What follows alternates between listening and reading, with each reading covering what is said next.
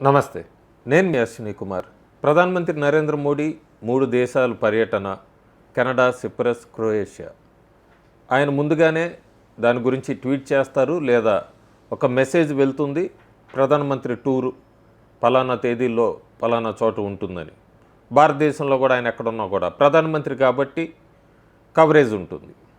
అలాగే ప్రతిపక్ష హోదా గల నాయకుడు ఆయన కూడా ఎక్కడైనా పర్యటనలు ఉంటే కనుక ముందుగా ప్రెస్ మీడియా రిలీజ్ ఉంటుంది, లేదా ఆ పార్టీకి సంబంధించిన వాళ్ళంతా కూడా సోషల్ మీడియాలో అట్లాగే ఆ పార్టీకి సంబంధించిన వెబ్సైట్లోనే అక్కడ పోస్ట్ చేస్తుంటారు.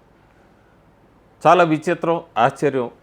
ఇదివరకైతే 2024 ఎన్నికలకు ముందుకైతే ప్రస్తుత ప్రతిపక్ష నాయకుడు రాహుల్ గాంధీ విదేశీ పర్యటనలకు వెళ్తూ ఉండేవారు.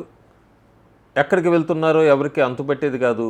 కొన్ని చోట్ల మాత్రం అమెరికా లాంటి దేశాలకు వెళ్ళినప్పుడు ఆయన ముందుగానే చెప్పేవాడు. ఎందుకంటే అమెరికాలో అక్కడికి వెళ్ళి ఆ విదేశీ గడ్డ మీద భారతదేశం గురించి విమర్శించటం, లేదంటే భారతదేశంలో ఈ లోపాలు ఉన్నాయంటూ కూడా ఎప్పుడైతే అమెరికాలో ప్రెస్ మీట్లు పెడతారో అలాంటప్పుడు మాత్రం ఆయన క్లియర్గా అమెరికా టూర్ గురించి వెళ్తున్నట్టుగా అందరికీ తెలిసేట్ చేస్తారు. కానీ ఆయనలో ఉన్నది ఇది. ఒకసారి లోక్సభలో కూడా ఒక మంత్రి అడిగారు, రాహుల్ గాంధీ పర్యటన ప్రతి నెల రోజులకి లేదా 45 రోజులకి సీక్రెట్గా ఎందుకు వెళ్తున్నారు, ఎక్కడికి వెళ్తున్నారు?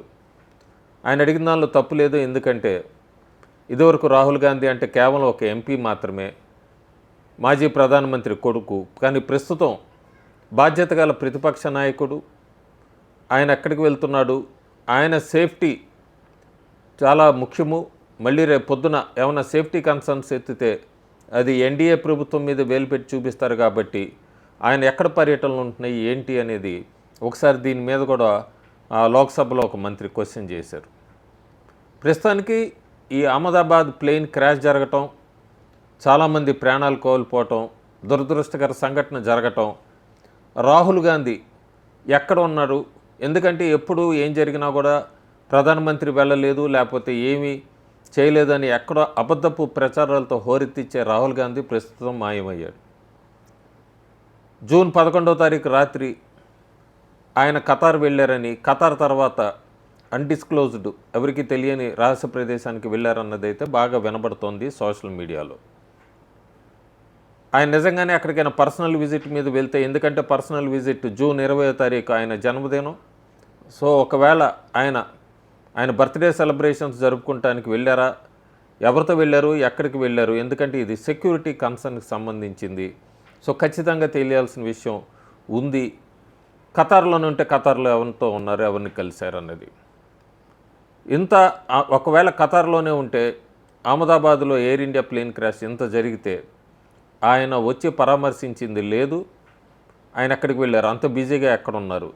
ఇది ప్రస్తుతానికి భారతదేశంలో భారతీయులందరి మధ్యలో ప్రశ్న, కాంగ్రెస్ నాయకులతో సహా. ఎందుకంటే మల్లికార్జున్ ఖర్గే ఒక్కరే వచ్చారు గుజరాత్కి, అహ్మదాబాద్కి. అట్లాగే ప్రతిపక్ష నాయకుడు బాధ్యతగా ఇలాంటి సంఘటనలు జరిగినప్పుడు ఆయన పరామర్శించాలి, లేదంటే రావాలి. కేవలం ఏదో ఎన్నికలు అయిపోయాక ఈవీఎం మీద వాటి మీద గగ్గోలు పెట్టే ఈ నాయకుడు ప్రస్తుతం ఇలాంటి దుర్ఘటనలు జరిగినప్పుడు ఎక్కడ మాయమైపోయాడు? అంత బిజీ టూర్ షెడ్యూల్స్ ఏంటి ఆయనకి అనేది అయితే సోషల్ మీడియాలో ఒకటే అడుగుతున్నారు. Nation wants to know where is Rahul Gandhi. Thank you.